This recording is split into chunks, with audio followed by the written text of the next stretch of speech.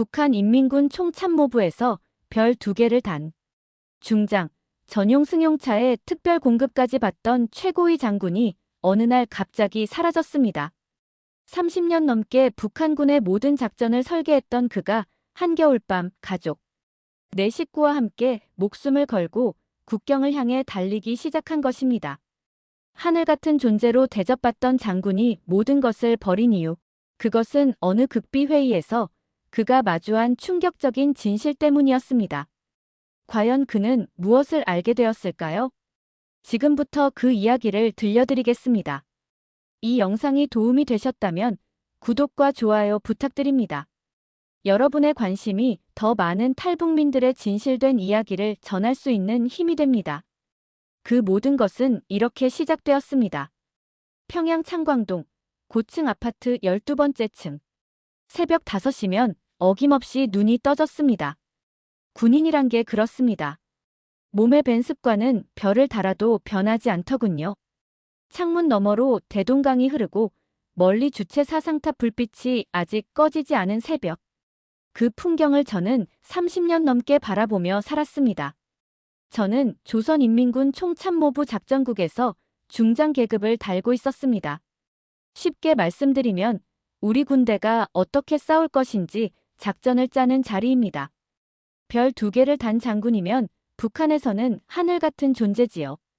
전용 승용차가 매일 아침 현관 앞에 대기하고 배급이 아닌 특별 공급으로 쌀, 고기, 과일이 집에 들어왔습니다. 아내는 평양의학대학을 나온 군의관 출신이고 아들 성호는 같은 참모부 통신국 소자로 근무했습니다. 딸 은별이는 만수대 예술극장에서 무용을 하다가 조선중앙TV 방송원이 되었지요. 남들이 보기엔 더할 나위 없는 가정이었을 겁니다. 아침 식탁에는 흰쌀밥에 된장찌개, 계란말이가 올라왔습니다. 아내가 꼭 김치를 3종류는 차려놓곤 했는데 여러분이 드시는 그 김치 맛과 크게 다르지 않습니다. 같은 민족이니까요. 다만 한 가지 달랐던 건 우리 아파트 아래층 일반 주민들은 이런 밥상을 구경도 못한다는 것이었습니다. 출근길에 보이는 풍경이 있었습니다. 창광거리 뒤편 골목으로 들어가면 장마당이라고 여러분네 재래시장 같은 곳이 있는데 거기서 옥수수 죽 한 그릇에 매달리는 사람들이 줄을 섰습니다. 한겨울에 소못 하나 걸치고 맨발에 고무신을 신은 아이들도 보았습니다. 차 안에서 그 모습을 볼 때마다 저도 모르게 고개를 돌리곤 했습니다. 아내가 가끔 그러곤 했습니다. 여보, 우리만 이렇게 먹어도 되는 거요? 저는 대답하지 못했습니다. 아니, 대답하지 않았습니다. 장군이라는 사람이 그런 생각을 입 밖에 내면 그날로 끝이니까요. 그때 저는 체제를 의심하지 않았습니다. 아니, 의심할 수 없었다는 게 맞겠지요. 그저 가끔, 아주 가끔, 창문 너머로 스쳐 지나가는 굶주린 아이들의 눈빛이 마음 한구석을 건드릴 뿐이었습니다. 그게 시작이었습니다. 그 작은 불편함이 나중에 제 인생 전부를 뒤흔들 줄은 그때는 꿈에도 몰랐습니다. 그해 여름, 총참모부 지하 벙커에서 열린 극비회의가 제 인생을 바꿔놓았습니다. 회의실에는 별 2개 이상의 장성 15명이 모였습니다. 의제는 단 하나, 전시 대비 전력 점검이었습니다. 저는 작전국장으로서 전방 군단의 전투 준비 태세를 보고해야 했는데 그 보고서를 준비하면서 처음으로 우리 군대의 실체와 마주했습니다. 여러분, 북한이 100만 대군이라고 하지 않습니까? 숫자만 보면 그렇습니다. 그런데 그 100만 명이 뭘 먹고 싸우겠습니까? 전투 식량 비축량이 일주일치도 안 되었습니다. 전차는 기름이 없어서 훈련도 못하고 있었고 전투기는 부품이 없어 활주로에 세워둔 채 녹슬고 있었습니다. 병사들의 건강검진 자료를 보는데 영양실조 비율이 절반을 넘겼습니다. 20살 청년이 40kg도 안 되는 몸으로 총을 들고 서 있는 겁니다. 그런데 진짜 충격은 그 다음이었습니다. 최고사령부에서 내려온 전쟁 시나리오를 보았는데 현실과 완전히 동떨어진 내용이었습니다. 우리 군대가 3일 안에 서울을 점령한다는 계획이었습니다. 제가 30년 넘게 군사작전을 짠 사람입니다. 솔직히 말씀드리면 우리 군대는 3일은커녕 하루도 버티기 어려운 상태였습니다. 회의가 끝나고 복도에서 같은 참모부 박 소장을 만났습니다. 오래된 동기였지요. 그가 제 귀에 대고 속삭였습니다. 철웅이, 우리 다 알고 있지 않나? 종이 호랑이야, 종이 호랑이. 그 말을 듣는 순간 등골이 서늘해졌습니다. 우리가 목숨을 걸고 지키는 이 체제가, 이 군대가 종이 호랑이라니. 그때부터 다른 것들도 보이기 시작했습니다. 평양 시내 건물들이 겉만 번지르르 하고 속은 텅 비어 있다는 것. 외화벌이 식당들이 하나둘 문을 닫고 있다는 것. 장마당 물가가 한 달 새 2배씩 뛰고 있다는 것. 군대만 무너지는 게 아니었습니다. 나라 전체가 안에서부터 곪고 있었습니다. 집에 돌아와 아내 얼굴을 보는데 차마 말을 꺼낼 수가 없었습니다.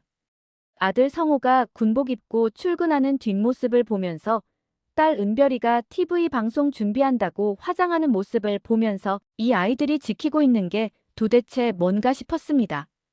6.25 때 우리 아버지가 목숨 걸고 싸운 나라가 이런 나라였던가.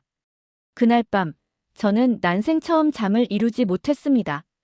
가을이 되자 평양에 무서운 바람이 불기 시작했습니다. 숙청의 바람이었습니다. 제 오른팔이나 다름없던 최 중장이 어느 날 갑자기 사라졌습니다. 아침에 함께 회의를 하고 점심에 같이 냉면을 먹었는데 저녁에 그의 자리가 비어 있었습니다. 다음 날 알게 되었습니다. 보위부에서 끌고 갔다고. 죄목이 뭐냐고요? 혁명 정신 해이라는 것이었습니다. 여러분도 아시다시피 북한에서 이런 죄목은 아무 이유 없이 붙일 수 있는 것입니다. 마음에 안 들면 끝인 겁니다. 최 중장뿐만이 아니었습니다. 그의 아내, 2 아들, 심지어 80이 넘은 노모까지 전부 끌려갔다는 소식이 들려왔습니다. 정치범 수용소로 간 겁니다. 여러분, 80 넘은 어머니를 수용소로 보내는 나라가 어디 있겠습니까? 6.25 때도 이런 일은 없었다고 참모부 안에서 조용히 한탄하는 소리가 들렸습니다. 그런데 진짜 공포는 그 다음에 찾아왔습니다. 아들 성호가 퇴근하고 와서 저를 조용히 불렀습니다. 얼굴이 하얗게 질려 있었습니다.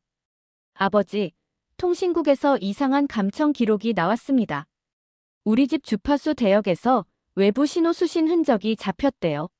성호가 몰래 남한 단파 방송을 듣고 있었던 것입니다. 저도 모르는 사이에 아들도 이 체제에 의문을 품고 있었던 겁니다. 보위부가 이걸 잡으면 최 중장과 같은 운명이 기다리고 있었습니다. 아니, 더 심할 수 있었습니다.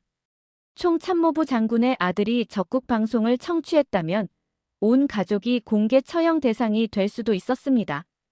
그 무렵 딸 은별이도 이상한 이야기를 했습니다. 조선중앙TV에서 촬영 나갈 때 지방 도시의 실상을 보았다는 것입니다. 카메라 앞에서만 반짝이는 거리, 뒤돌아서면 무너져 내리는 건물들, 병원에 약이 한 알도 없는 현실. 은별이가 눈물을 글썽이며 말했습니다. 아버지, 제가 읽는 뉴스가 전부 거짓말이에요. 그때 박 소장이 몰래 찾아왔습니다. 대문 앞이 아니라 뒷골목에서 만났습니다. 그가 떨리는 목소리로 말했습니다. 철웅이, 자네 가족 조사가 시작됐어. 아직 초기 단계인데 빨리 방법을 찾아야 해. 등에서 식은땀이 흘렀습니다.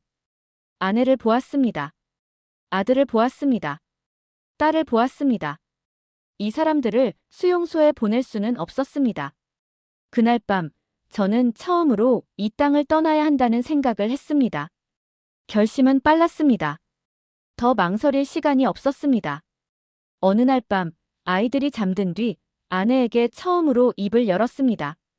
순영아, 우리 이 나라를 떠나야 한다. 아내가 숟가락을 놓고 한참을 저를 바라보았습니다. 군의관 출신답게 냉정한 사람인데 그때는 손이 떨리고 있었습니다. 하지만 아내는 울지 않았습니다. 당신이 그렇게 말할 정도면 정말 심각한 거지요. 따르겠습니다. 이 여자와 30년을 산 게 제 인생 최고의 행운이었습니다. 다음 날 아들 성호를 불렀습니다. 성호는 이미 각오가 되어 있었습니다. 오히려 아버지가 먼저 말씀해 주셔서 감사합니다라고 했습니다. 딸 은별이는 처음에 눈물을 흘렸습니다. 하지만 더 이상 거짓말 뉴스를 읽고 싶지 않아요. 아버지라는 말에 저도 가슴이 찢어지는 것 같았습니다. 저는 30년 넘게 군사작전을 짠 사람입니다. 탈출도 작전이었습니다. 제 인생 마지막 작전. 먼저 루트를 짰습니다. 총참모부 작전국장이니 국경 경비 배치도를 다 알고 있었습니다. 압록강 신의주 상류 구간, 겨울에 강이 얼면 도보로 건널 수 있는 지점이 3곳 있었습니다. 그중 경비 교대 시간에 15분간 사각지대가 생기는 곳을 골랐습니다. 통신국에 있는 아들을 통해 그 구간의 감시 통신 주파수와 교대 시간을 정확히 파악했습니다. 돈도 준비해야 했습니다. 중국 쪽 브로커를 찾는 게 급선무였는데 총참모부에서 중국 군부와 비공식 거래를 하던 연락책이 있었습니다. 목숨을 걸고 그자에게 접근했습니다. 미화 3만 불. 제가 수십 년간 특별 공급으로 빼돌린 외화와 아내가 모아둔 금부치를 전부 합친 금액이었습니다. 준비 기간은 2달. 그 2달이 평생보다 길었습니다. 매일 출근하면서 아무렇지 않은 척해야 했습니다. 회의에서 작전 보고를 하면서 속으로는 탈출 계획을 점검하고 있었습니다. 보위부 감시원이 복도에서 마주칠 때마다 심장이 멎는 것 같았습니다. 출발 이틀 전, 저는 혼자 아버지 묘소를 찾아갔습니다. 평양 외곽 애국열 사릉. 6.25 때 인민군 대좌로 싸우셨던 아버지. 저는 묘비 앞에 꿇어앉아 말했습니다. 아버지가 피 흘려 지킨 이 나라가 우리 가족을 죽이려 합니다. 용서하십시오. 바람이 불어왔습니다. 아버지가 대답하시는 것 같았습니다. 가라고. 살아라고. 이제 돌이킬 수 없었습니다. 2024년 12월 한겨울 밤이었습니다. 영하 25도. 평양을 빠져나오는 것부터가 전쟁이었습니다. 총참모부 중장이 가족과 함께 이동하면 곳곳의 검문소에서 바로 보고가 올라갑니다. 그래서 저는 출장 명령서를 위조했습니다. 신의주 방면 전방 시찰이라는 명목으로. 30년 넘게 군사 문서를 다룬 솜씨가 이런 데 쓰일 줄이야. 아내와 아들, 딸을 군용 차량에 태웠습니다. 아내는 군의관 복장을 다시 꺼내 입었고 성호는 원래 군복 그대로였습니다. 은별이에게는 여군 외투를 입혔습니다. 검문소 3곳을 지났는데 중장 계급장을 보면 경비병들이 바로 경례를 하고 통과시켜 주었습니다. 그 경례가 마지막 경례인 줄도 모르고 신의주 상류에 도착한 것이 밤 11시였습니다. 차를 숲속에 숨기고 거기서부터는 걸어야 했습니다. 군복을 벗고 검은 옷으로 갈아입었습니다. 별 2개가 달린 장군 견장을 손에 쥐고 한참을 바라보았습니다. 30년 인생이 이 쇠붙이 2개에 담겨 있었습니다. 주머니에 넣었습니다. 버릴 수가 없었습니다. 압록강이 눈앞에 펼쳐졌습니다. 꽁꽁 얼어 있었지만 중간중간 얼음이 얇은 곳이 있었습니다. 경비 초소 탐조등이 30초 간격으로 좌우를 훑고 있었습니다. 교대 시간은 자정 0시 30분. 딱 15분의 틈이 생깁니다. 지금부터 아무 말도 하지 마라. 내가 앞장선다. 순영이 뒤따르고 성호가 은별이 잡고 맨 뒤에. 제가 마지막으로 작전 명령을 내렸습니다. 이번에는 군대가 아니라 가족에게. 0시 30분 탐조등이 꺼지는 순간 출발했습니다. 얼음 위를 걷는데 발밑에서 갈라지는 소리가 났습니다. 아내가 비틀거렸습니다. 뒤에서 은별이가 숨을 죽이며 울고 있는 게 느껴졌습니다. 성호가 은별이 손을 꽉 잡고 있었습니다. 중간쯤 왔을 때 갑자기 탐조등 하나가 우리 쪽으로 돌아왔습니다. 예정에 없던 불빛이었습니다. 엎드려. 저도 모르게 군인의 본능이 나왔습니다. 내 식구가 얼음 위에 납작 엎드렸습니다. 영하 25도의 얼음이 배를 파고들었습니다. 불빛이 우리 머리 위를 스쳐 지나갔습니다. 1번, 2번. 숨을 쉴 수가 없었습니다. 불빛이 지나간 뒤 남은 거리를 기어서 갔습니다. 아내의 손이 얼어붙어 감각이 없다고 했습니다. 그래도 멈출 수 없었습니다. 중국 땅에 첫 발을 디딘 것이 새벽 1시. 네 식구가 서로를 부둥켜 안고 눈밭 위에 주저앉았습니다. 아무도 말이 없었습니다. 그저 살아있다는 것. 그것만으로 눈물이 났습니다. 중국 땅을 밟았다고 끝이 아니었습니다. 어찌 보면 진짜 고난은 거기서부터였습니다. 압록강을 건너 처음 도착한 곳은 단둥 외곽의 조선족 마을이었습니다. 브로커가 미리 연락해둔 집이 있었습니다. 문을 두드리니 이른이 넘어 보이는 조선족 할머니가 나오셨습니다. 우리 행색을 보더니 아무 말 없이 문을 열어주셨습니다. 지하 창고 같은 방이었는데 그래도 난방이 되었습니다. 아내가 얼어붙은 손을 녹이며 처음으로 울었습니다. 그 할머니가 뜨거운 옥수수죽과 김치를 내오셨습니다. 같은 핏줄이 고생하는데 어찌 모른 척하겠소. 우리 할아버지도 두만강 건너온 사람이요. 그 한마디에 온 가족이 눈물을 흘렸습니다. 여러분, 같은 민족이라는 게 이런 것입니다. 말이 통하고 마음이 통하는 것. 하지만 안심할 수 없었습니다. 중국 공안이 탈북자 단속을 강화하고 있었고 더 무서운 소식이 들려왔습니다. 보위부가 저를 찾기 위해 특별 추적조를 중국에 파견했다는 겁니다. 군사 기밀을 가진 작전국장이 넘어갔으니 그냥 둘 리가 없지요. 고위 탈북자는 중국에서 잡히면 공개 총살입니다. 열흘간 지하실 밖으로 한 발짝도 못 나갔습니다.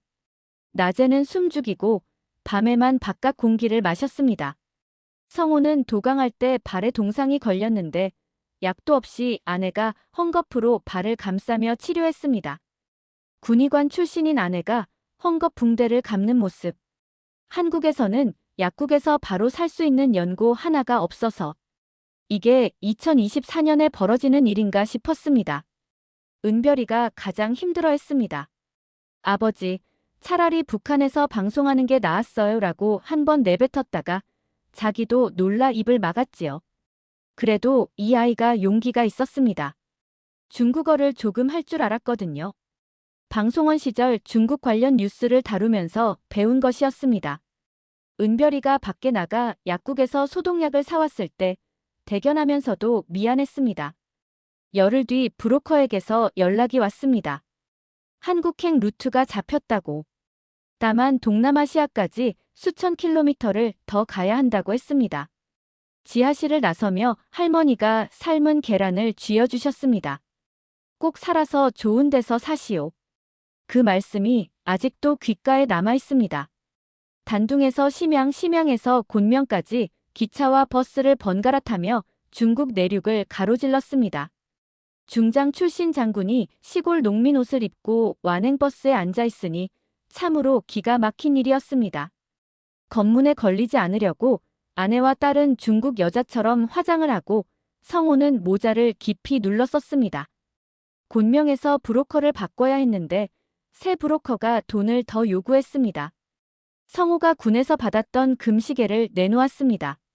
아버지, 이건 이제 필요 없습니다. 인민군 장교에게 주는 그 금시계가 중국 브로커 손에 넘어가는 걸 보면서 씁쓸한 웃음이 나왔습니다. 곤명에서 라오스 국경까지가 가장 험했습니다. 트럭 화물칸에 네 식구가 짐짝 사이에 몸을 숨기고 산길을 12시간 넘게 달렸습니다. 창문이 없으니 낮인지 밤인지도 몰랐습니다. 아내가 멀미로 고생했습니다. 동상 걸린 발도 아직 다 낫지 않은 상태인데 이 고생을 시키는 게 남편으로서 너무 미안했습니다. 중국 마이너스 라오스 국경을 산길로 우회했습니다. 밀림이었습니다. 평양에서 털모자를 쓰고 떠난 사람들이 열대림에서 땀을 흘리고 있으니 세상 참 넓다는 걸 그때 처음 실감했습니다. 성호가 앞장서서 길을 닫고 제가 아내를 부축하고 은별이가 짐을 들었습니다.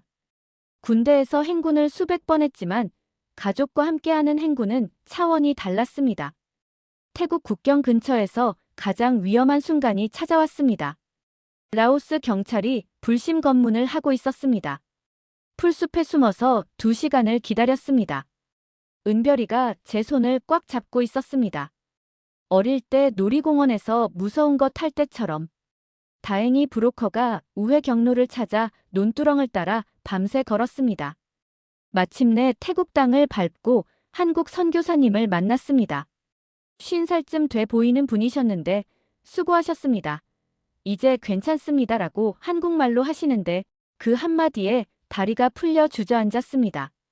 선교사님이 방콕의 한국 대사관까지 데려다 주시면서 따뜻한 빵과 물을 주셨습니다. 아내가 빵을 먹으면서 조용히 울었습니다. 여보, 우리 살았소? 대사관에서 대한민국 국민이 되고 싶습니다라고 말했을 때 영사관 직원분이 잘 오셨습니다라고 하셨습니다. 그 잘 오셨습니다가 제 인생에서 들은 가장 따뜻한 말이었습니다. 인천공항에 내린 순간을 저는 평생 잊지 못할 것입니다. 2025년 2월 비행기 문이 열리고 한국 땅에 첫 발을 디뎠습니다. 공항 안에 들어서는데 눈이 부셨습니다. 조명이 밝아서가 아닙니다. 사람들의 얼굴이 밝았습니다. 아무도 고개를 숙이고 다니지 않았습니다. 아무도 주위를 살피며 눈치를 보지 않았습니다. 웃으면서 전화를 하고 큰 소리로 웃고 자유롭게 걸어다니는 사람들. 같은 민족 맞습니까? 하는 생각이 절로 들었습니다. 하나원에서 적응 교육을 받는 동안 매일이 충격이었습니다. 여러분께 하나만 말씀드리겠습니다. 제가 총참모부 작전국장, 별 2계단 중장으로 30년을 복무했습니다. 북한 장군이면 최고 대우를 받는 사람입니다. 그런데 여기 와서 대한민국 군대 장병들의 급식표를 보았습니다. 일반 병사, 2등병 급식입니다. 흰쌀밥에 국, 반찬 4-5가지, 후식까지. 제가 북한에서 중장으로 먹던 것보다 나았습니다. 솔직히 말씀드리면 비교가 안 되었습니다. 북한의 장군 밥상이 남한의 2등병 식판만 못하다니. 그 순간 30년 군 생활이 전부 무너지는 느낌이었습니다. 아내가 병원에 갔다가 한참을 멍하니 앉아 있었습니다. 여보, 여기는 그냥 가면 돼요. 약도 그냥 줘요. 군의관으로 일하면서 약이 없어 환자를 보내야 했던 세월이 떠올랐는지 아내가 한참을 울었습니다. 성호는 적응이 빨랐습니다. 인터넷이라는 것에 빠져서 아버지, 여기서는 세상 모든 정보를 볼 수 있어요라고 했습니다. 통신국에서 신호를 감청하던 아들이 이제 자유롭게 세상을 보고 있었습니다. 은별이는 처음에 힘들어했습니다. 말투가 달라서 사람들이 쳐다보는 게 부담스럽다고. 하지만 한 달쯤 지나니 이 아이가 웃기 시작했습니다. 진짜 웃음이었습니다. 카메라 앞에서 거짓 뉴스를 읽으며 짓던 만들어진 웃음이 아니라 아버지, 여기선 하고 싶은 말을 할 수 있어요. 그게 제일 좋아요. 마트에 처음 갔던 날도 잊을 수 없습니다.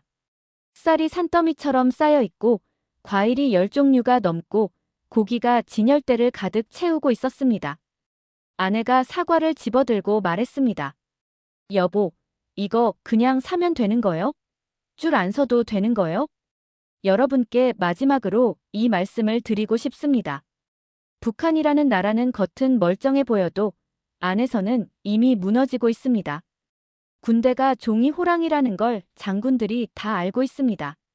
경제는 장마당 없이는 하루도 안 돌아갑니다. 젊은 세대는 몰래 한국 영화를 보고 한국 노래를 듣습니다. 이 체제는 오래가지 못합니다. 저는 이제 62입니다. 여러분 중에도 저와 비슷한 나이분들이 계실 것입니다. 6.25 이후로 70년이 넘게 갈라져 있었습니다. 우리 부모님 세대는 통일을 보지 못하고 가셨습니다. 우리 세대는 볼 수 있을까요? 볼 수 있었으면 좋겠습니다. 아니, 반드시 봐야 합니다. 통일이 되면 저는 제일 먼저 아버지 묘소에 가겠습니다. 그리고 말하겠습니다. 아버지, 아들이 돌아왔습니다. 라고. 감사합니다.